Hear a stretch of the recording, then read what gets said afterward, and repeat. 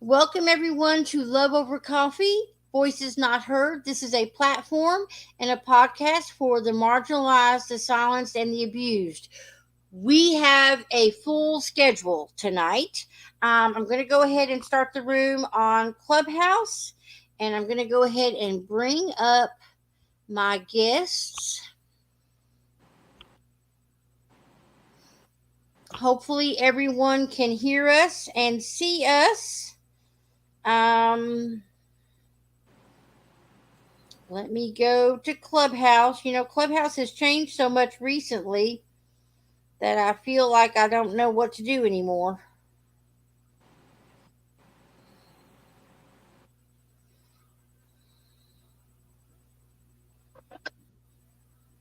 All right. So, welcome everyone. We're only missing one individual, but I know that she will be here shortly.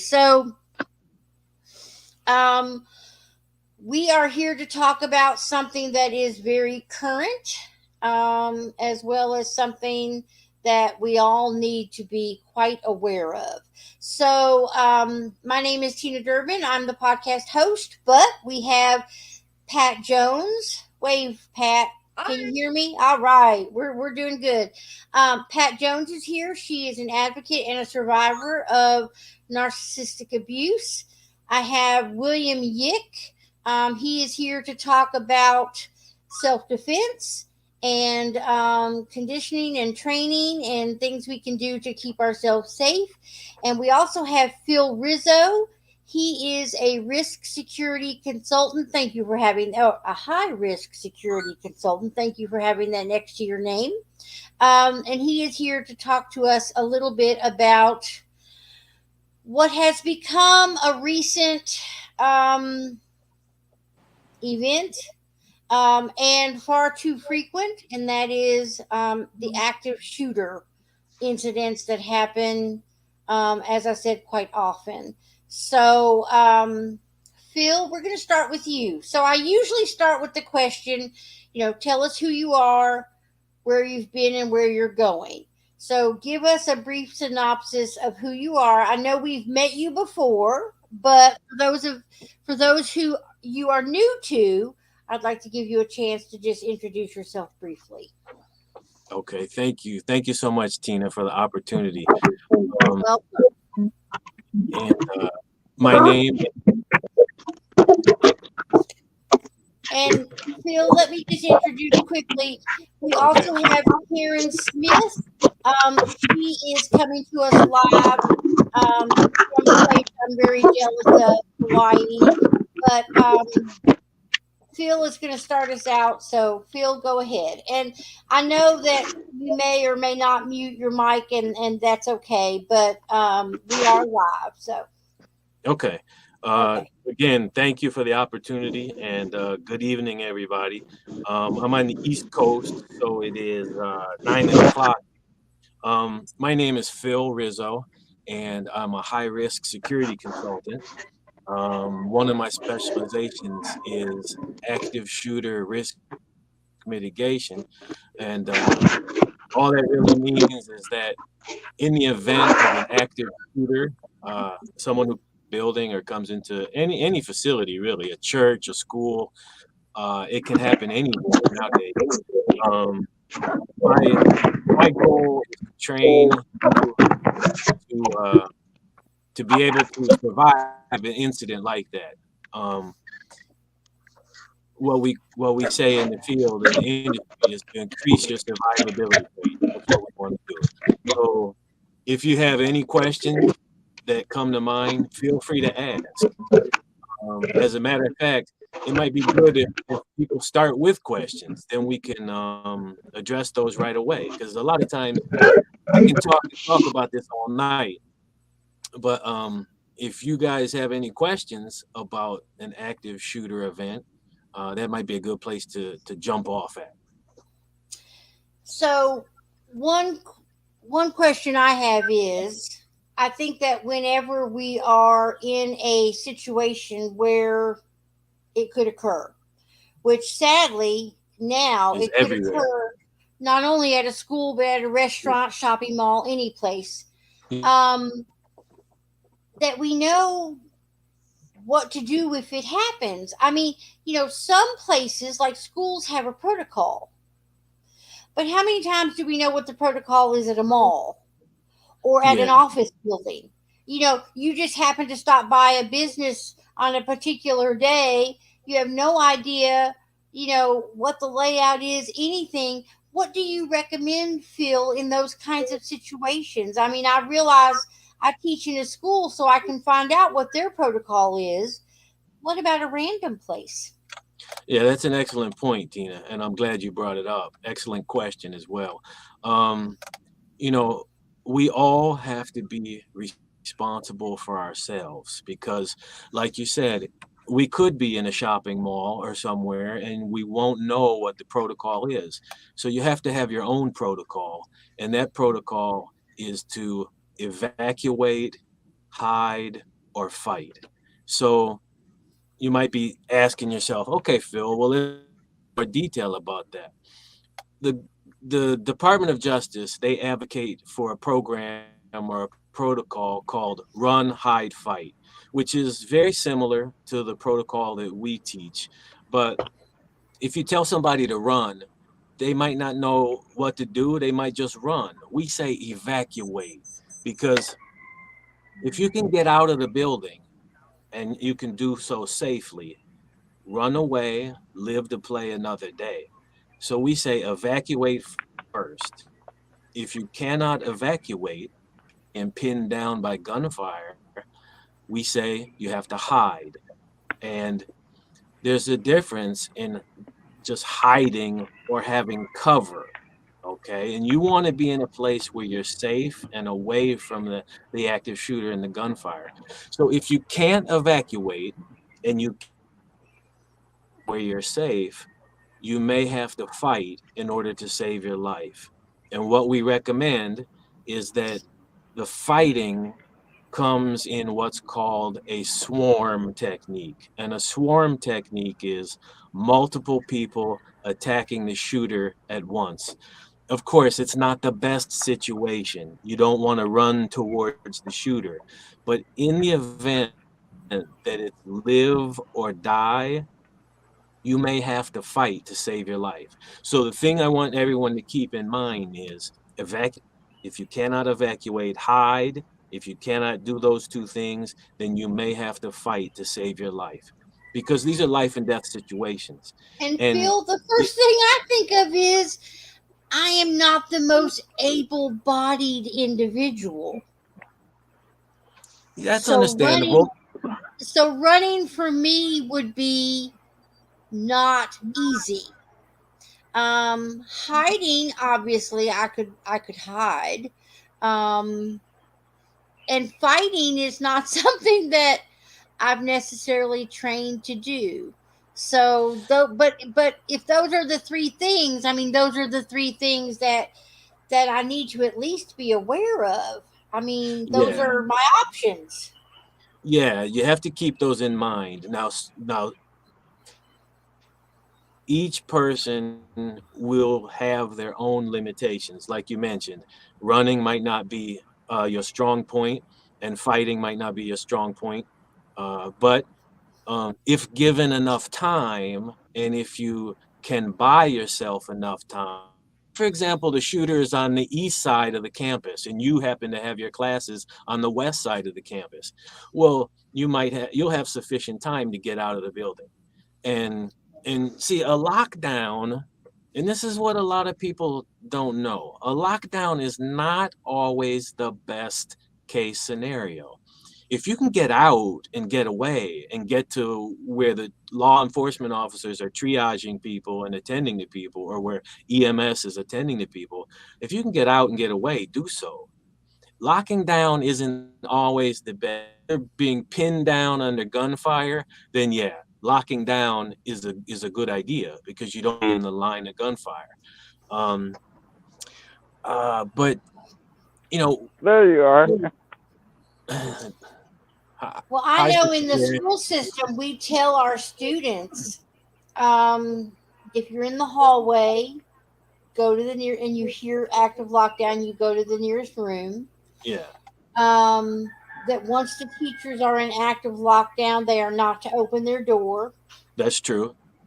Until Um, until law enforcement gives the okay sign or right. okay call, and that can Um, take some time. That can really take yes, a it lot of can. time.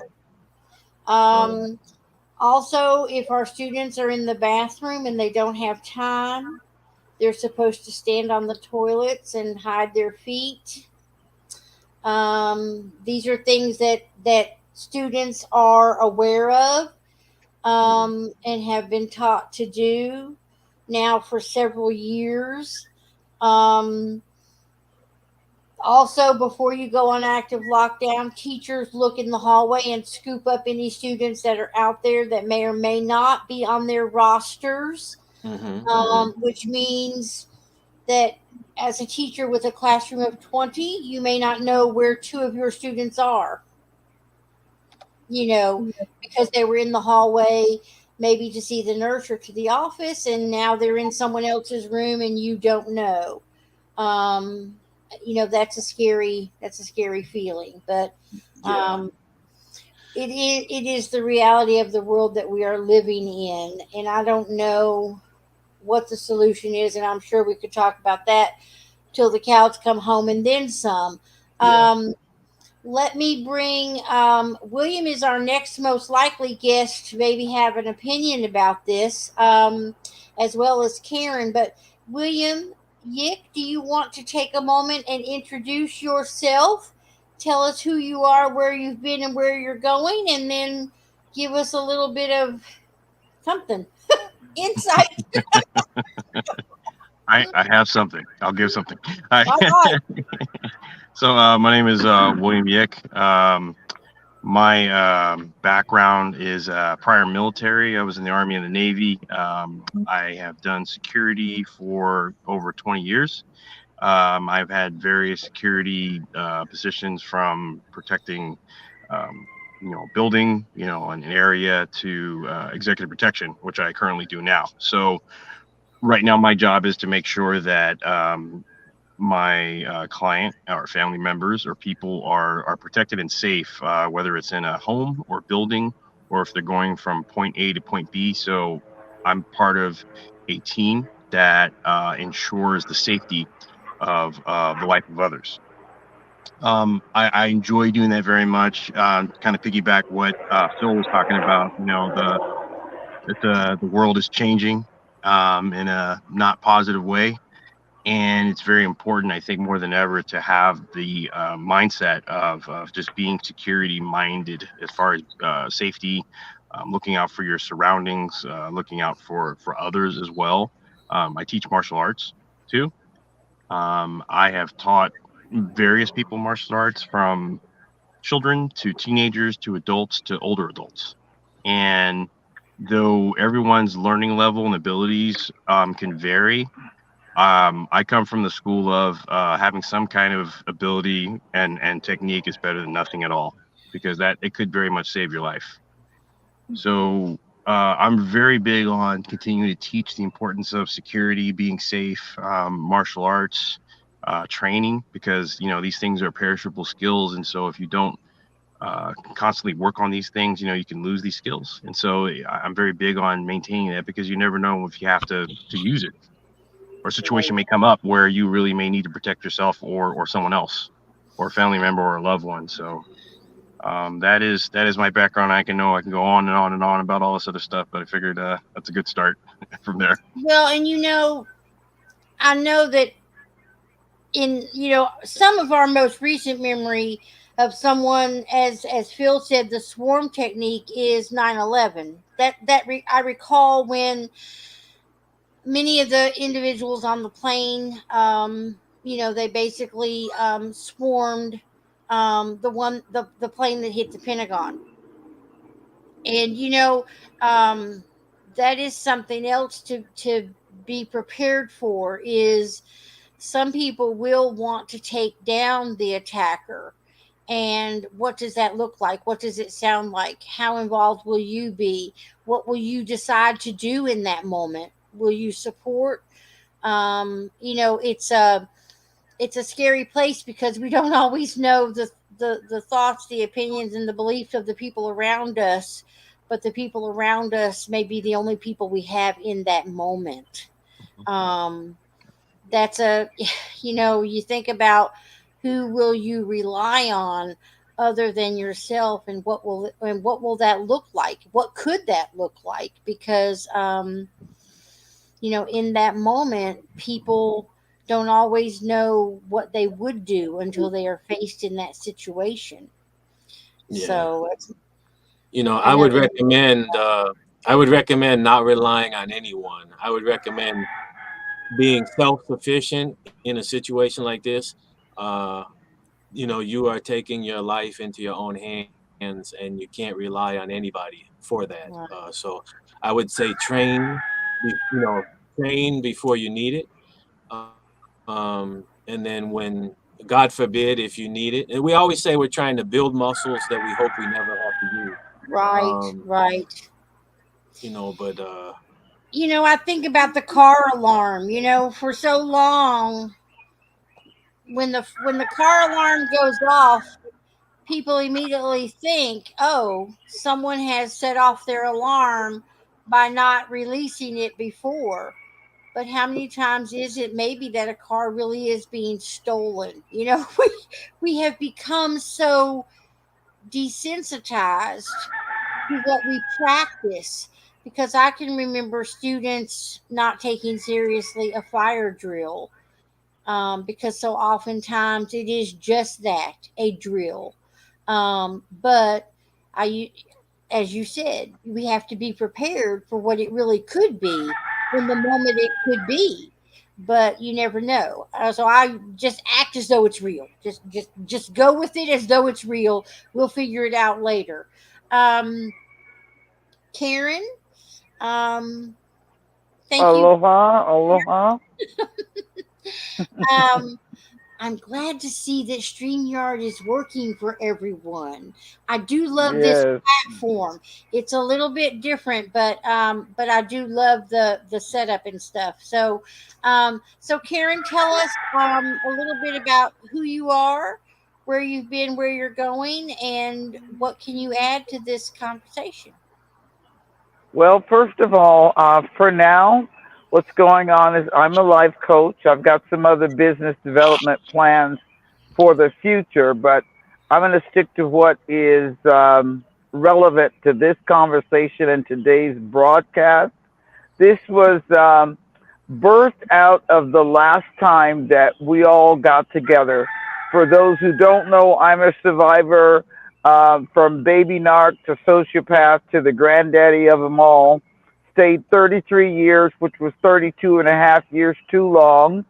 But had I read the Bible for myself, I would have gotten rid of him decades ago just based on sexual immorality. But Aunt Pat and I come from that school of Christians, and the Bible says don't divorce, and the church doesn't look good upon it. When you read the Bible for yourself, Matthew 19, when it says sexual immorality, get rid of that person. What I'm up to today and the birthing of today's broadcast is um, multi level. One, the active shooter and the self defense. I asked Phil and Will if they would, Phil and Will, that rhymes, if they would participate. Um, for one, Phil teaches active shooter to businesses. I want this broadcast to also be a bit of an advertisement in the future.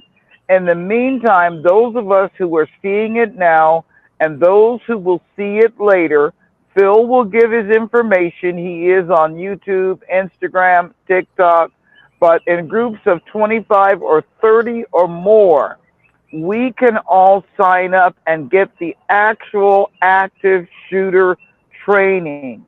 Nowadays, many of us are not working for corporations where they're going to have this training. But we need to know this. We can be in a grocery store, in a shopping center, in a parking lot somewhere, and an active shooter situation is going to come down. Not only do we have to be prepared for disasters, tsunamis, earthquakes, and have our food and our water and our medicine, we also need to be prepared for active shooter situations. And the way for us to get prepared is for us as individuals to sign up with Phil. I would like to see it where there are classes being given maybe quarterly or monthly, depending on the demand, but at least maybe every couple of months, at least 30 of us or more. I'm going to do what I can to start developing a more active recruitment. At Pat, and I'll get to this in a second, and you'll see where it ties back to what Phil is doing with what Aunt Pat and I are going to be doing as survivors with Zooms. William is offering self-defense for vetted people, and I mean background check and the whole 9 yards. He is also a firearms instructor. We want to be able to help the domestic violence survivors, the narcissistic abuse survivors, to get into physical conditioning. That alone, not even self-defense, will help combat brain fog and brain damage. Phil also has a service for preparing domestic violence survivors for court testimony. And maybe we have some time. I know we only have about an hour here, but I would love for him to be able to. We can Pardon? we can go as long as we need to. We're on Clubhouse. Okay. Right now we're on my personal page, the Real Change page, and we're on YouTube as well. So Wonderful. Well, what I'm hoping here, what you see, this little conglomerate of us, is that we're going to be forming basically the basis of an all-around survivors, I can't think of a better word for it, but survivors empowerment camp, a quorum here. We have Phil with the active shooter. We have Phil, Rizzo's protective group, with the domestic violence survivor testimony. And I believe he also does work with cameras for businesses and individuals. As life goes on, we are all finding the need for more increased security, cameras being part of it. So that's another aspect of what he's doing. With William, self-defense. As he just mentioned, he's taught children, he's taught women, he's taught teenagers. One of his instructors, as he was telling me, is a man in a wheelchair. There is a lot you can do, even if you're seated. I'm not going to get into techniques because that's for private Zooms. This is going to be publicly broadcast. We want these techniques and the actual things that we want to show you guys and ladies and children how to do. We want to keep that in a private setting so not just anybody and their mother, the abusers, could be watching. The abusers could have access to this. When we get into our private Zooms and our meetings, people will be vetted so that we know who we're dealing with and not teaching the abusers the very techniques. What Aunt Pat and I are doing is we're taking our senior years and using that as an example to teach the seniors, yes, you can get out and life can be great, even though you've done 3, 4, 5 decades. We are living proof that there's joy and laughter. And I mean, we spend sometimes laughing so hard at our abusers. And the Bible says we're not supposed to laugh. But as you can see, we know what idiots they are. And as much as a part of us would like to just, God gets them so much better than we possibly could. And because we know our abusers, we know the fear that exists within them. We know how they were dependent upon us to get them through the business of life. We get to laugh now because they are lost. They're trying to find somebody else to be primary supply. People like us, me, you, Tina, we're once in a lifetime. Anybody else you're going to get is going to be very secondary and not all in the way we were because we really, really cared. So I'm about to do this surgery on Saturday. We're going to see how the meds go. But what we're going to be doing is I still will be doing some clubhouses on Friday, and we're going to be putting out the information for people to start signing up. I think what I'm going to do is get a specialized email rather than my cluster B free Right. #1 email, but an email for the Zooms, for the self-defense classes, because Will's got a full schedule.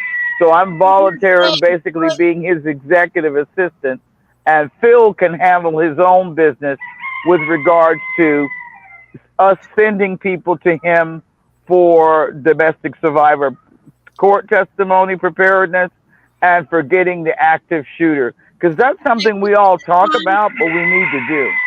so I'm Will, sorry?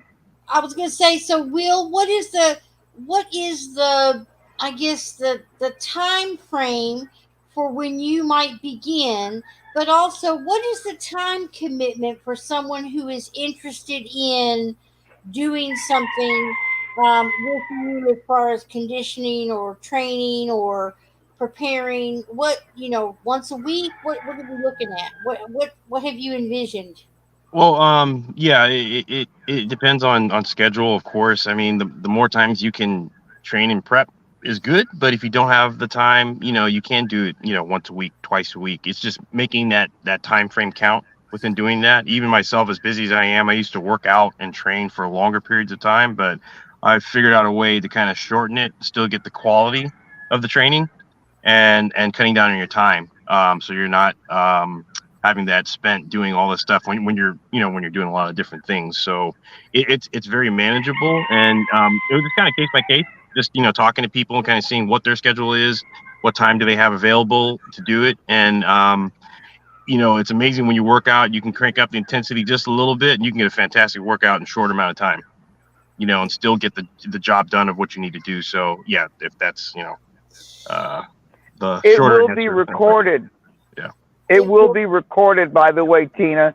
Okay. So he's going to be doing like live lessons at least twice a month to start with because of his other work schedule. We were trying to go weekly, but we're looking at maybe twice a month with a live training session and conditioning first.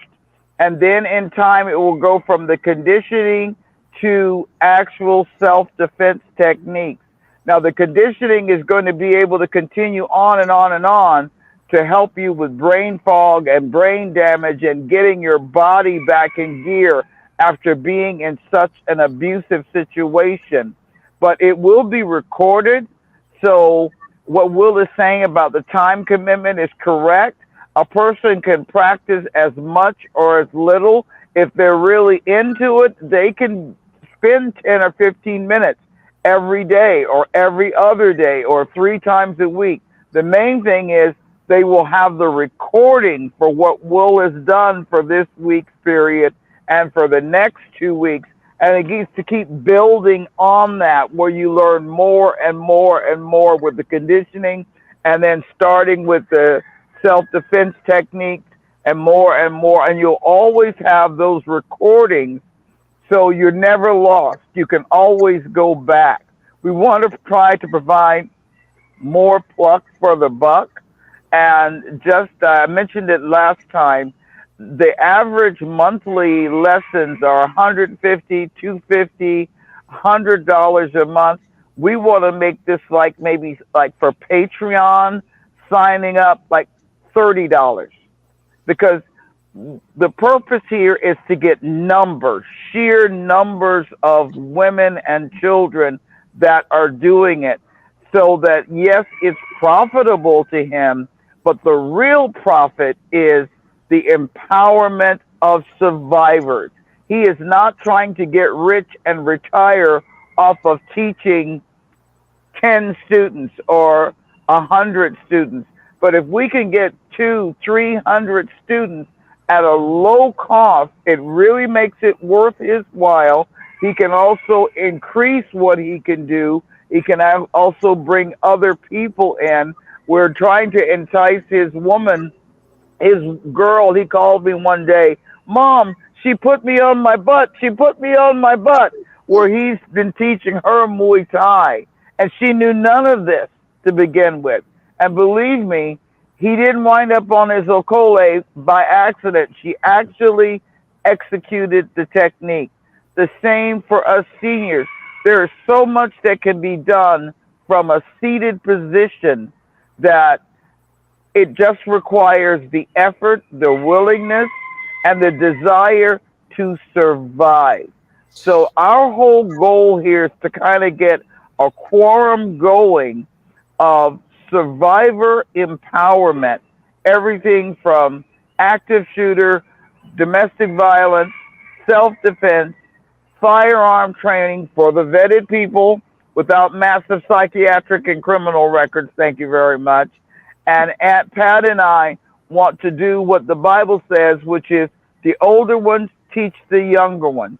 We want to be the example for the seniors that we can survive. I mean, look at her glowing. I mean, she's just with a purple. Go ahead, girl. And also for the younger ones, please don't be us. Take our word for it that all that hoping and praying that it's going to work out is not. The deal is this is a situation of narcissism and toxicity, people with mental health issues that are not going to get any better. And every person here, every face here has survived narcissistic abuse.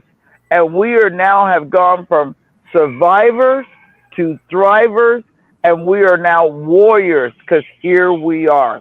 And I'm going to land my plane on that one.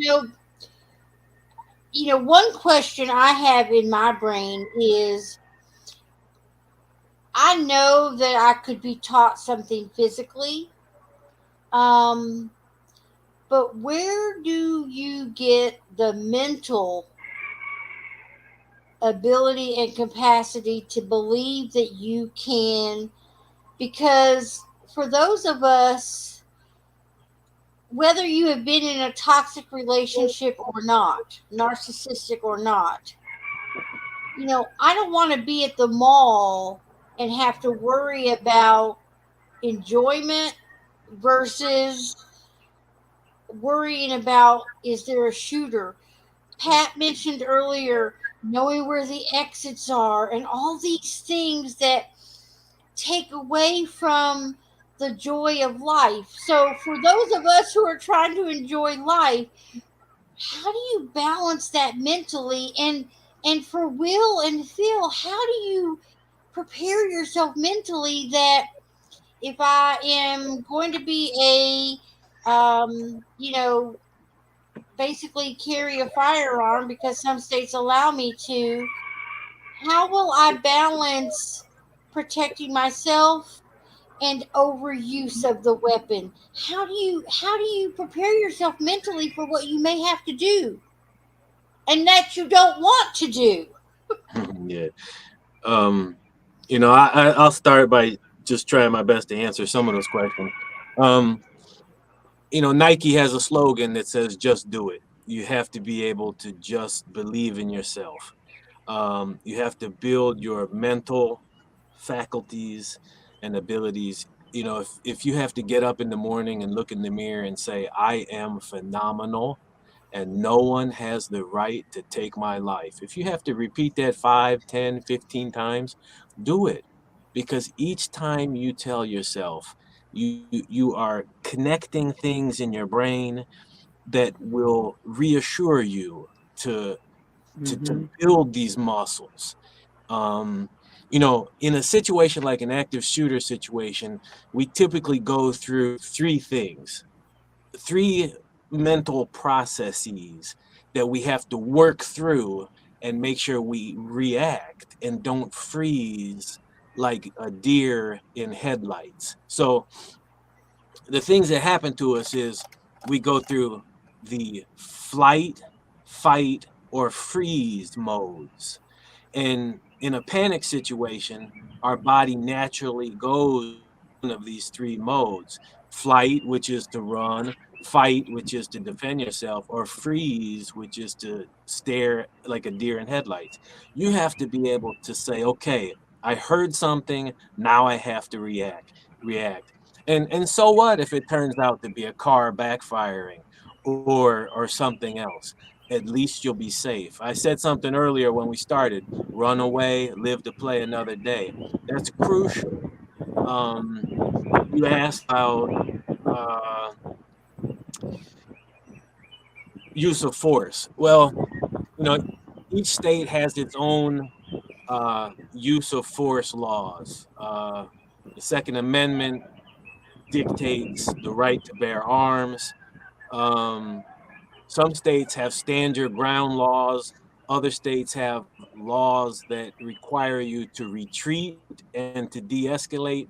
It's important for you, after you come away from tonight's show, to educate yourself on what your state's laws are on use of force and self-defense. Now, we have a podcast episode dedicated directly to that. So I would recommend everyone and anyone to find our podcast, no matter where you get your podcasts from. All you have to do is type in the words "light 'em up," and that's LIGHT apostrophe EMUP on any platform, and scroll through the 57 episodes we have. You'll find the one that talks about use of force, and it's very educational. So, Tina, I would say you have to train yourself to do what you don't want to do. That's the whole goal of That's it. education. And you know I'm about here. that because you're an educator. Um, and then we need to educate ourselves individually on our state's gun laws and use of force.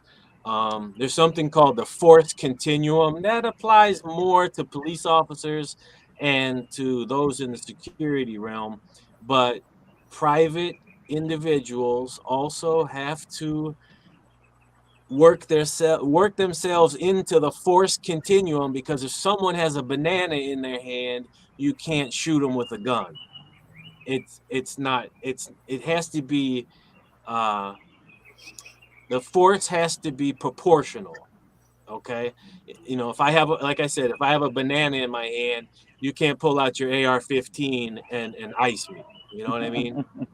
Um, so there's some things that we can do. There's some things that we can do, and it all starts with education. And I'm gonna look for the runway and land my plane on that. Miss Tina, may I add to, you asked a question about how to know what to do. Back in the days when William was probably 3, 4 years old, I was working with a security company that was doing investigations as well as security. And I received my very first firearm training from a master gunny Marine sergeant who was in the Korean War. And he taught me an expression that will apply to what you said. How do we know what to do? Proper planning prevents piss poor performance. Okay? My Now, ex, my ex, who was in the Navy, used to say that.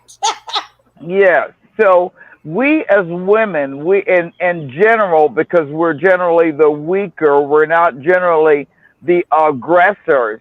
Now, Aunt Pat and I, we come from the school of aggression. Okay, we're Medeas from way back, pistol packing mamas, and will stand and deliver. But Miss Tina, I know that you don't want to just roll over, but I don't see you jacking a clip in as quick as me and Aunt Pat will. Ah, But you don't know. you, I'm a good I'm just what I'm shooter. about to say. I'm a It's good time shooter. these days to start thinking about what am I going to do if I'm at an ATM machine and someone attacks me? What am I going to do if I'm going to my car and someone attacks me? What am I going to do if I wake up in my apartment and there's someone in my house? We have to start thinking about situations The that we see possibility. on the news. As a paramedic, the one thing that assault victims, two things, had in common was one, they had a feeling something was wrong and they didn't act on it. Two, they were surprised. So, in answer to your question, we need to start thinking about what are you going to do if you're about to be mugged? What are you going to do if you're in a close combat situation? When we get into the videos and the Zooms, will be showing you what you do, he does, and I will be showing you what I do as a woman, which is pretty vicious, okay? But as Phil said, do you want to live? I'm paraphrasing. Or do you want to die? Do you want to live? Or do you want to be maimed and be in the hospital for quite some time? So it boils down to, are you just going to curl up into a ball and let someone kick you to death? Or are you going to stand and deliver? And more of us need to start thinking about it. We have the people with increased psychoses since 2020, the violence, the domestic violence, the street violence, the drugs went straight up. People on, you know what? I'm right here in my wonderful little senior apartment, and I got complacent. 2 days ago, I left my apartment without a single weapon on me. Nothing. And that's rare. Normally there's things on my chair, things in my backpack, two small knives in my pockets. I've got multiple choices. Well, I was just going out to dump the garbage and come back. I met coming down the elevator as I'm going past it to go outside, someone's 40 plus grandson, because this is a senior place, but he was hopped up on crystal meth. Hey, good looking. How you doing? You looking good to me. Now, that particular day, my hair is standing all over my head. I don't have a headscarf on, no shades, no hat. I've got my gloves and a mask, not a single weapon. I'm in my scooter chair, and I thought to myself, now I know what I'm willing to do with my personal experience, hand to hand, should I have to. But had I brought any one of the weapons or any combination, I would have had a choice about whether or not I removed his eyeball. Right. Okay? So that little wake up call for me happened just 2 days ago. I went, you've gotten lazy. You have actually gone to the point of feeling like you're just so safe That's it. because you're in a senior home. You forgot about they have visitors. This guy is trying to tell me how good I look, and I've got this raggedy with holes in it dress on, not huge holes. But the point was, I was not voluptuous by any point unless you are injected on crystal meth. Then I'm sure I look like some kind of movie star goddess because of the drug. So we need to prepare ourselves. There are people who are being attacked by younger people because they're crazed and or they're under a sexual component drug. And I'll land my plane on that and give Aunt Pat a chance to I talk was going to here. say, Aunt Pat, you want to weigh in on this? so we've met everyone except for, we call her Aunt Pat. But so we've met Phil, we've met Will, we've met Karen. So now, Pat, tell us who you are, where you've been, and where you're going, and what can you add to this conversation about self-preservation and changing the mindset to be ready to protect yourself. I'm Pat. I'm called Aunt Pat. That's for the younger generation, that they put a subtitle to it.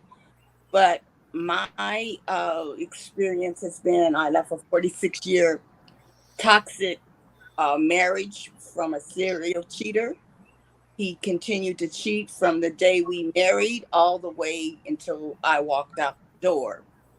And I'm on here to save others from staying and praying.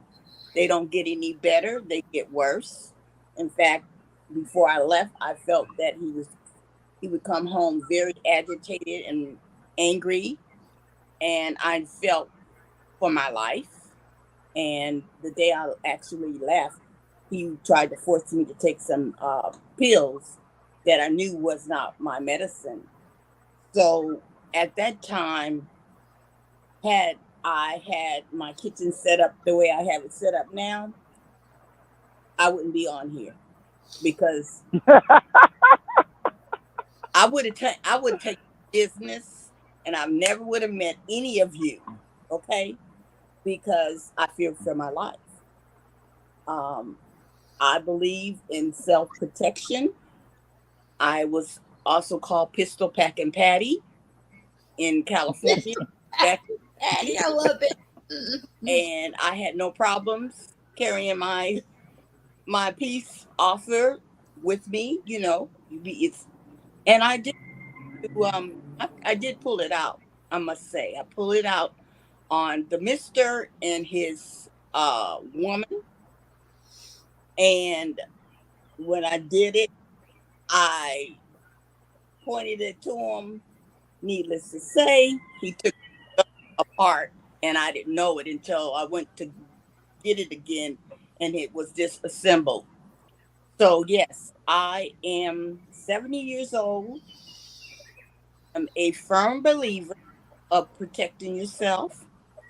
I believe that I will be the one telling the story as they tote your body bag away. Okay. So, as they say, stay ready. Don't so you don't have to get ready. I'm always ready, and I will deliver. Well, and my father used to say, if you're going to carry a weapon, be prepared to use it, or else it will be used on you. Mm-hmm. And Mm-hmm. I grew up in a home where a gun was on the wall. I do believe in the Second Amendment, so I'll put that out there. I do not want the police and the military to be the only ones with guns. That's just my personal opinion. Mm-hmm. I do know how to use a gun. I do know how to shoot a gun. Um, I actually can hit the target.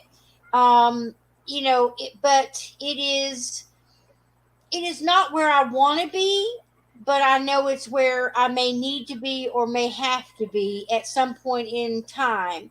And I know that's a mind shift change to realize that it really could happen anywhere at any time to any one of us. And that is the world we live in. So I guess my only other question is I have come from a background of financial abuse. So I am happy to hear, Karyn, because I know that you are trying to do something where you can put a phone in the hands of every domestic violence victim, a Yeah. phone that is safe for them to use. So the Yes. thing is thinking about, you know, um, individuals who can't afford to Mm-hmm. take a class to protect themselves. I want to say that I know Karyn and I know Pat, and I know myself, and we're all survivors. And I know that Phil and Will have their own stories. I know Phil has shared a bit of his story with us in the past. And I want to say that I know I would sponsor someone if they couldn't afford it because I know how important it is. So, the more people who participate, the cheaper overall. But at the same time, we often burden people to teach us something um, for free, and that is not the way the world works. We do it quite often. And I know, white people, we often burden people of color to teach us about racism. We do the same thing about a lot of things. And many of us do things out of our heart. And I get that. But at some point in time, paying for something is also necessary. But I do want to say that I know that thinking about domestic violence victims, and so much of my story was financial abuse. That I want to make sure that whomever does anything out there, that we think about those individuals, and that I'm now in a place where I could help someone to pay for their course. So keep that in mind as you move forward, And because Thank you. change is out I there. You say know, change is out there. So. I'm out in the streets and I'm very alert. I am not looking for trouble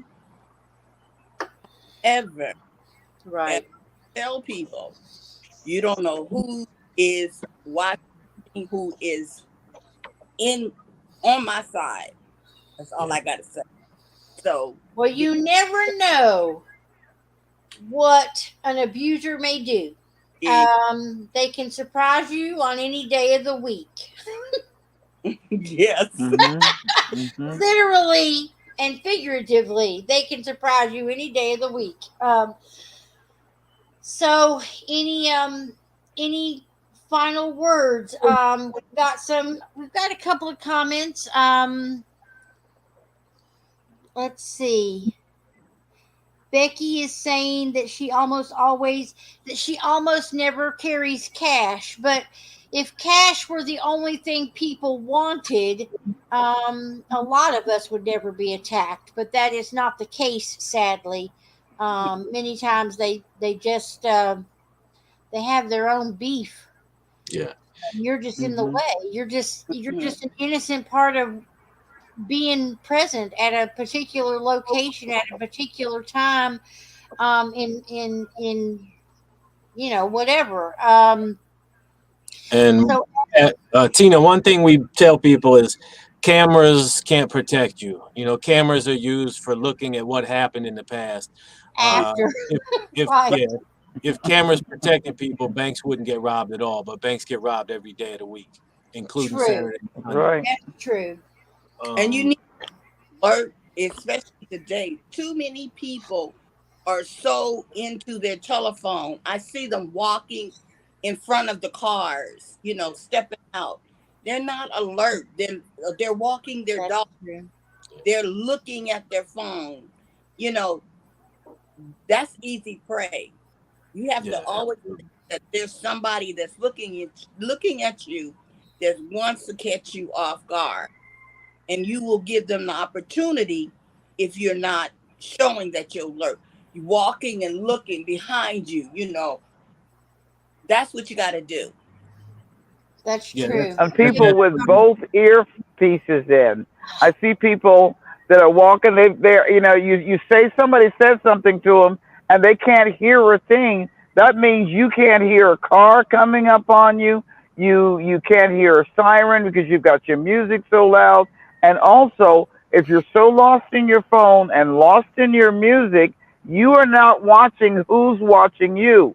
I read an article way back in the day where a guy had been released from jail, and one of the things that he said was how he picked his victims were people who were not watching their surroundings, who were lost in their phones, lost in conversation with each other, couples, or two people, whether it was male and female, or two women, or two men. He looked for people who were not prepared and not looking around.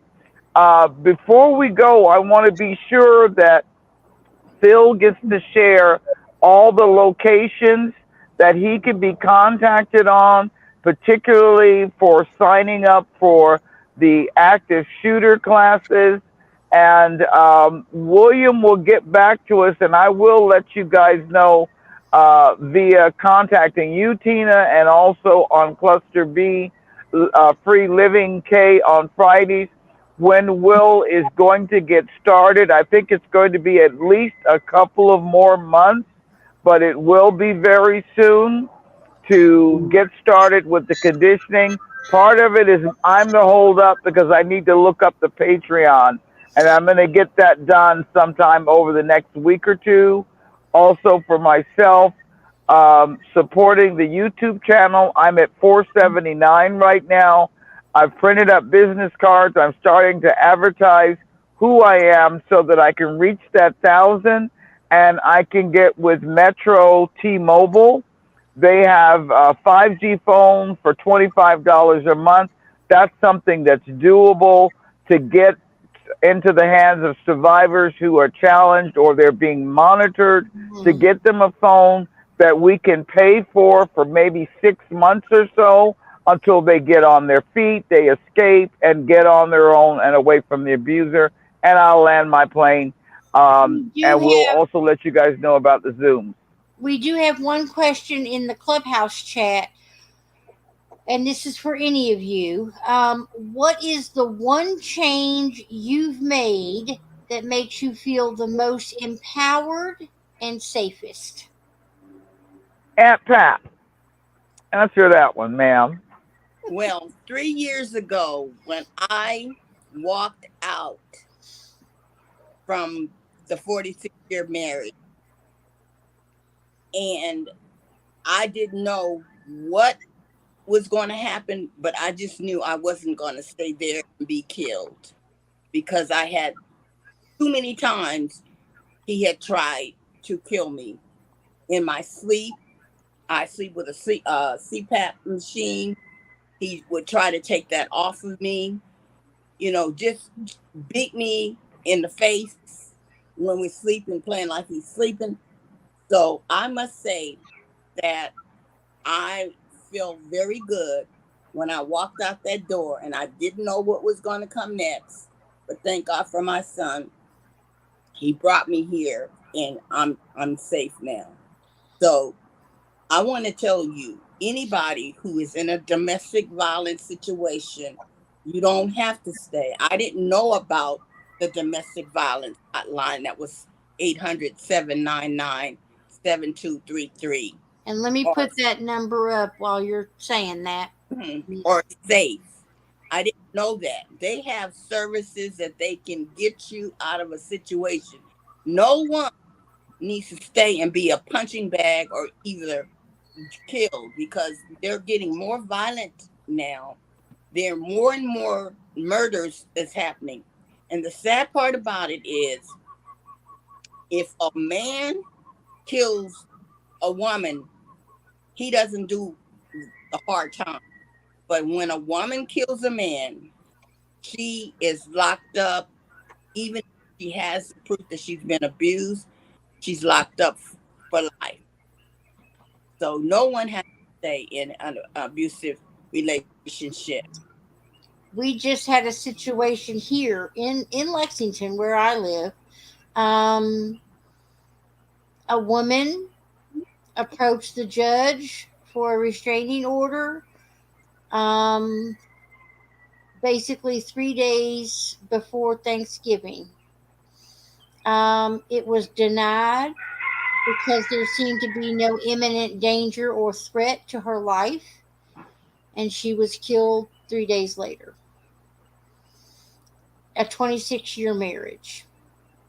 He had a prior domestic violence history, but not all of it was known until after.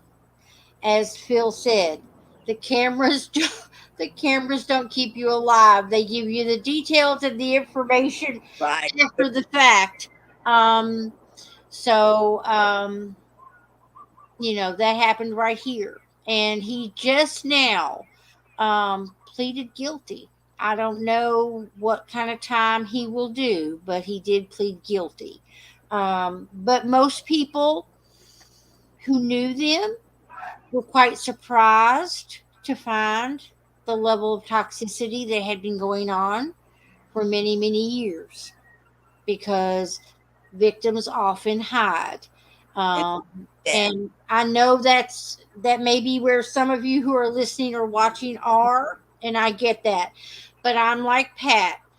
to answer the question that Tesha asked, I know that I also felt very empowered when, after being financially abused for 39 months, along with a serial cheater, liar, all the gaslighting, manipulation, all that stuff, when I cut him off financially on December 1st of that year, um, I had no idea what would happen at that moment. But I just knew that I could not continue on the path that I was on because there was no opportunity for me to have a life of my own as long as I continued to invest in the life of another who had no, I don't know. I can't even, I mean, really, I had been so manipulated and so abused at that point. I don't know how I found that strength, but I felt very empowered that day. And even though it has been hard, and the financial abuse continued on for years into the future because of so much, you know, losing my job, all of that stuff. But now, it's all a beautiful day. Um, you look back and that's the other thing that empowers me is that I look back and I realize I've made it through 100% of the days in my past. And so I expect today and tomorrow to be the same. Mm-hmm. And I You know, know I attribute it to my own strength and desire to fight. Yeah. My desire to fight. So yeah. And we're often a lot stronger than we give ourselves credit for. We often are able to endure more than we believe that we can, and you know, God puts everything in us that we need, and He protects His children. And I believe part of that empowering came straight from God, Tina. That gave you the energy, the power, the stick to itiveness to plant your flag and say, okay, enough is enough. right. You know. So true. So true. Anyone else I want would to like, answer that question? yes, I would like to speak up to for empowerment as well as awareness. Remember that domestic violence is not just hitting and kicking. Domestic violence is coercion. It's a person that's doing passive aggressive behavior, silent treatment when the abuser does not get what he or she wants. And obviously, we know women are being abused, but what is quietly on the rise here is the physical abuse and murder rate to men now. It has changed. It is getting more and more women. There's one young man that was in our room that has 3 male family members that have been killed by narcissistic women, and not one of them is doing jail time. Domestic violence is humiliating. It's financial abuse. It's harping. It's sleep deprivation, picking on a man or a woman to the point where they lose it and snap. There are men who are in jail who are not ordinarily violent individuals, but they have been nagged, harassed, humiliated, picked on, ignored, put down, name called, embarrassed, humiliated, hit, attacked, punched, kicked, to the point that they snapped one day and now she's pushing up daisies, or he's backslapped her or punched her so hard, now he's in jail. So I want men and women to understand that domestic violence is much more than just hitting. When a person is gaslighting you, telling you that the sky is purple when it's blue, They are lying to your sense of reality when they're telling you they didn't do what you just saw them do. They are creating brain fog and actual measurable brain damage. This is costing people their job performance. They are losing their sense of well-being. They're having memory loss. This memory loss on a sensitive job is not a good thing. You Right. can't have a person in a safety position or law enforcement or security with their mind wandering because their wife has been and calling them out on the job doing that. Same thing for women, whether it's male or female. Understand that domestic violence is much more than hitting. Coercion is controlling what you wear, controlling who you talk to, keeping you isolated, humiliating you for having ideas, invalidating. These are the things that are demoralizing. William told his story the first time he was here, and I'll tell the short version.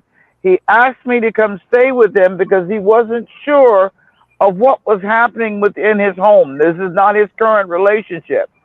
I said no because I had just come from a situation living with another woman in the house. 2 weeks later, he called me and said, Mom, I need you to come stay with me for a while because I'm not sure if I'm crazy or not. That is a sign of abuse. When you wind up doubting your own self, doubting your sanity, feeling unsafe with the person, and I know Phil shared this as well. I'm just a big proponent for, hey, we got to remember our guys are Yep. being abused as well. But know that this is happening and that you can call the National Domestic Violence Hotline for all of these things, not just because you've been kicked or punched, just blocking the way, punching holes in the walls, slamming their fists, throwing phones. These are things that intimidate and terrorize. It affects your physical health, it affects your mental health, and your body keeps the score. And I'll land my plane. To tell you. And I am someone who I was never hit. I was not sexually abused by the individual, although I now realize that my physical and my own sexual awareness or my own sexual identity was impacted because I'm someone who had dealt with a weight issue all my life. And this was an individual who did not sleep with me, but slept with everyone else. And that reinforced my own sexual identity, my own sexual awareness, my own ability to see myself as someone desirable. So even though I was not directly physically or sexually abused, I now realize that I was indirectly physically and sexually abused because that Exactly. my brain and for a very long time. And I was not someone who was ever hit. The predominance of the relationship that I was in was emotional, mental, financial, social, intellectual. But I will now add that I was also physically and sexually abused indirectly. Because, as you Exactly. said, the body keeps the score. Yeah. And Um, the doctors say that mental and emotional abuse is worse than It, physical because it keeps playing in your head. yeah, yes. yeah, Exactly. yeah, yeah. Yeah. That True. was my Yeah, it the takes emotional took over that turned Right, my body into physical.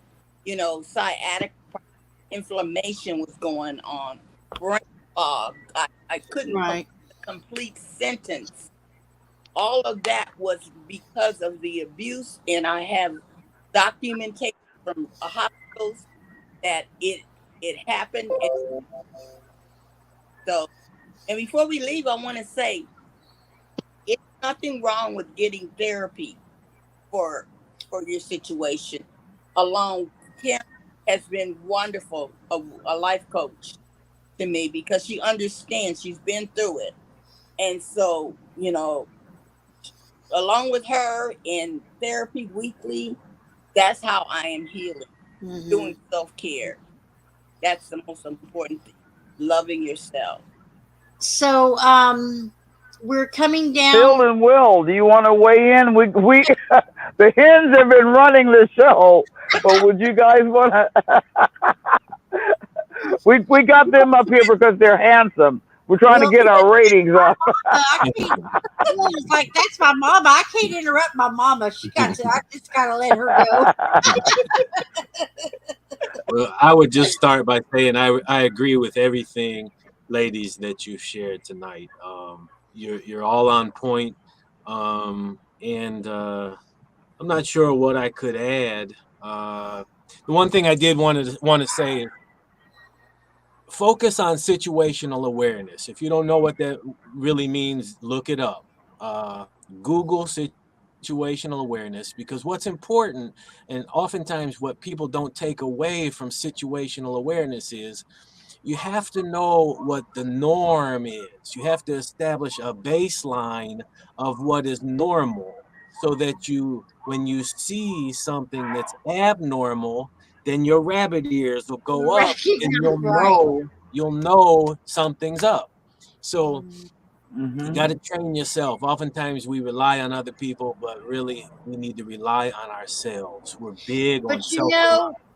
but Phil, the hard part about relying on yourself is, and why, and why it's so hard to rely on someone else, and why we must rely on ourselves is what I meant, is because of the isolation and the fear of sharing out what's happening. Because social media puts us in that place of, we always post all the great stuff, the new boyfriend, the new girlfriend, the new this, the new that. And then, of course, we don't want to go back 3 months later and say, well, he turned out to be a jerk, or she turned out to be this or that. And so we just take it inward and we don't say anything. So that is why we must rely on ourselves and find our voice. And Yeah. I know that's hard for some people, and I know that's what is great about all of us, because I know we speak not only for ourselves but for those who cannot speak, or are afraid to speak.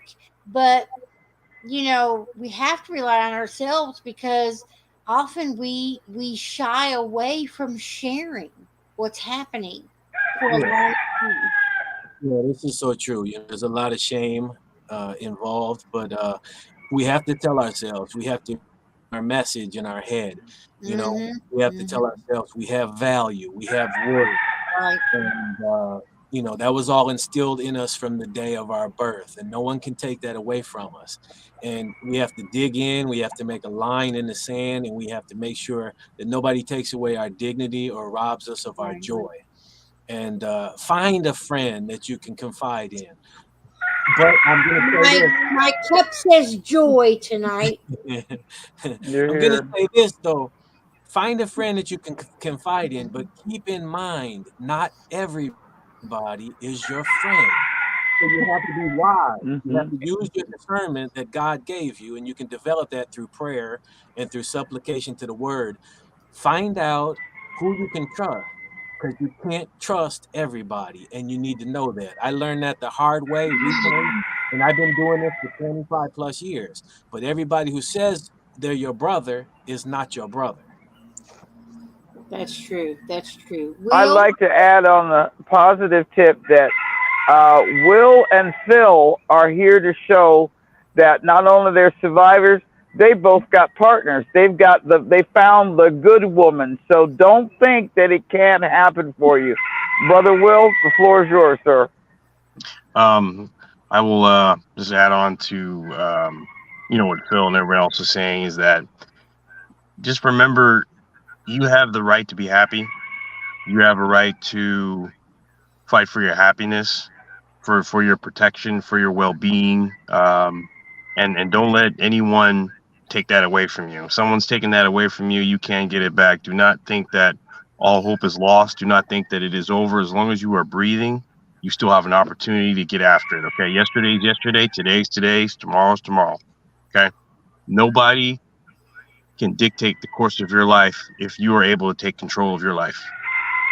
And if you can take control of your life, you can control your surroundings, the people around you. It will trickle into a domino effect of just having good things not only within yourself but keeping good people around you. And if your gut is telling you something, trust your gut. Definitely do that, because a Okay, lot of times, based on what you just said, shameless plug. This is what this is. Box Love Over Coffee. Yep. It is self-care box, because for those of us who have been where we are and where we've been, we haven't always known how to be happy and how to love ourselves. Mhm. And this box is a way for us to practice daily, like Phil said, those affirmations, I am phenomenal. I'm worth protecting. I'm worth being in a situation where I know what's happening around me. Um, those are the things that I hope what has been created will help build, because it really is daily intentional focus on loving yourself, and that's not easy to do when you haven't done it. Yep. Mhm. So shameless plug. I'm sorry. No such thing.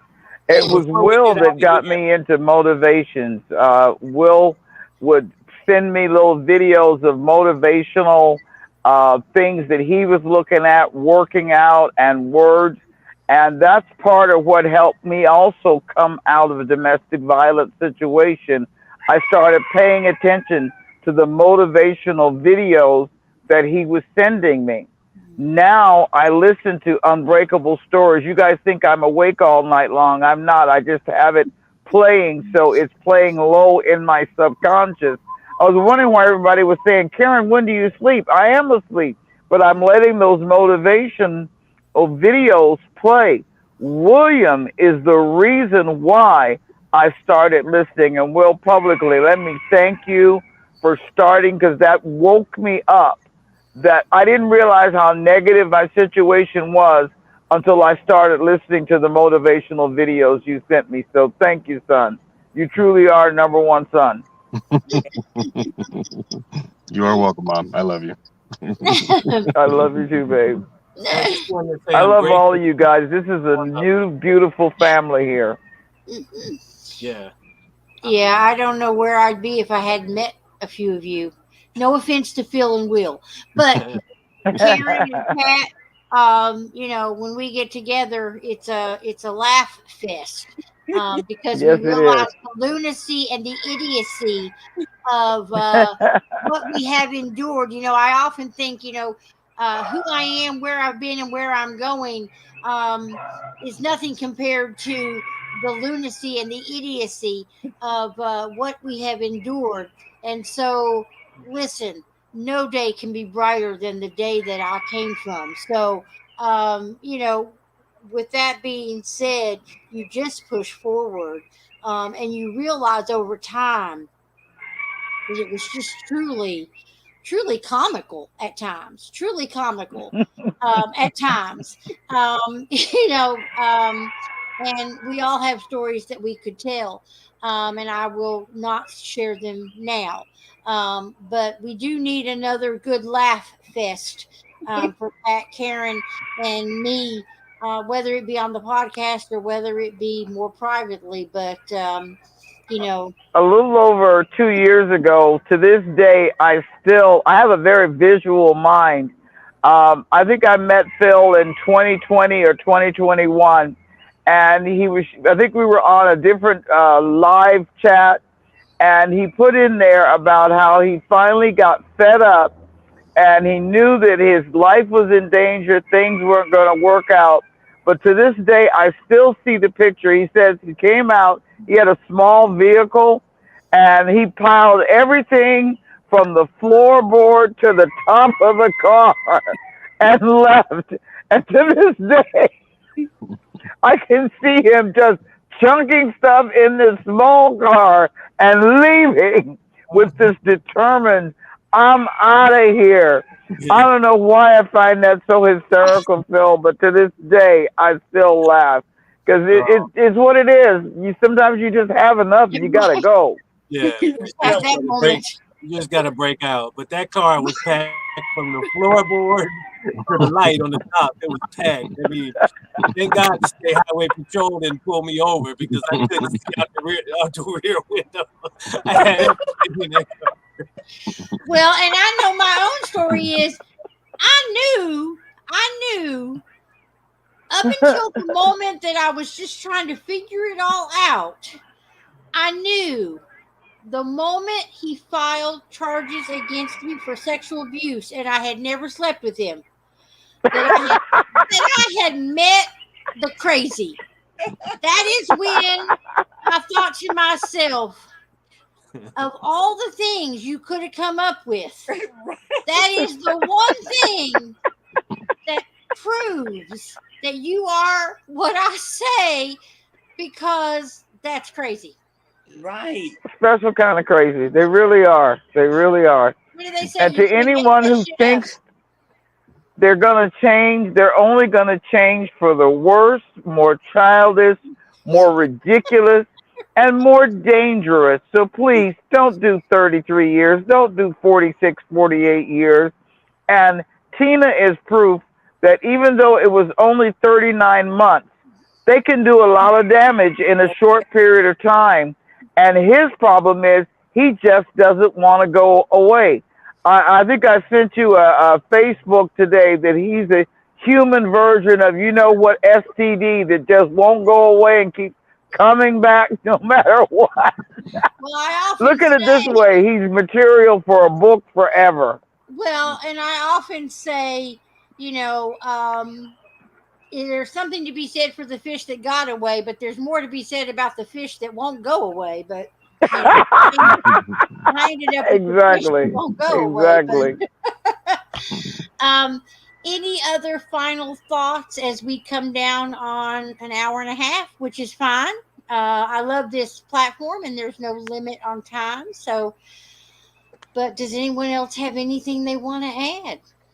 I just want to say, adding a joke in, I wanted to get away so bad. I emptied all of my lingerie, bras, and stuff in a suitcase. And when my daughter finally got it and opened it up, she said, "Mama, you don't have any clothes." I wear the same outfit if I had to, but my underwear would be clean. There you go. That's it. Those are the kinds of things we do. When it's time to get away, you get away with whatever is needed, not the other That's stuff. it. Um, any other questions from the chat? I see a few comments. I see some hearts. Thank you. Yes, shut the door on every devil that comes your way. Um, so well, Karyn, I want you to keep us posted. Will, Phil, Pat, on what comes down, Zoom training, all of that stuff. Will Keep me do. posted on all of that. The cost, of course, you're welcome to come back and share the specifics and the details. As I know it continues to be planned. Um, I don't know my guests next week because I'm confirming schedule. A lot of people, it's spring break, it's Easter, so keep that in mind as we approach that time of year. But I always want to say thank you, of course, for your transparency. Thank you for your vulnerability, your honesty. Um, Thank you for your desire to support Love Over Coffee, Voices Not Heard. It means a lot, not only to me, but to those who are listening. Many of us, you may be the only source of information in a private moment. They're watching something and they get a tidbit of something that moves them just a little bit farther along the line of wanting to leave, realizing what they're living, that kind of thing. So I just want to, again, appreciate all of your faces and your voices and your stories. Um, so, for those of you who are out there listening, this is Love Over Coffee, Voices Not Heard. This is a platform and a podcast for the marginalized, the silenced, and the abused. And with Miss that, Tina, yeah, I'd like to do one shameless plug. As a life coach, I can be reached at www.clusterbfreekaren.com, and that's Karyn. And Brother Phil, would you share the portals that you can be reached on? I'd like to see his YouTube numbers go up. Would you share where you can be reached? Yeah, absolutely. And thank you to everybody for the opportunity to talk tonight. God bless each and every one of you. On Facebook, well, let's start with the ones I can remember. Instagram and YouTube, Rizzo's Protective Group. Just type in Rizzo's Protective Group, and that's Rizzos Protective Group. So that's Facebook and YouTube. You can find me on LinkedIn at Philip Rizzo at LinkedIn, and on Twitter, Philip L. Rizzo. And also look for our podcast. Type in Light 'em Up on any platform where you get your podcast today. And you can and email me. so, You can Phil, email that me. needs to be your hashtag. Light Okay. them up, light them up. That needs to be a hashtag. And also your Rizzo's Protective Group. That also needs to be a hashtag. So in the future, when I say, what are your hashtags? Okay. I'll develop that. If anyone has any questions, they can email me directly at prizzo7778@gmail.com or at prizzo@rpgconsultingltd.com. Okay. Kesha's got clusterbfreekaren.com. Will, where can we find you? I am getting all my stuff up, working on that. And so as soon as I have all that information up and ready to go, I'll make sure I pass that on. For me, you can find me on Facebook, Tina M. Durbin. You can find me on Real Change. On TikTok, I am Tina Real 1111. On Instagram, I am Love Over Coffee 1111.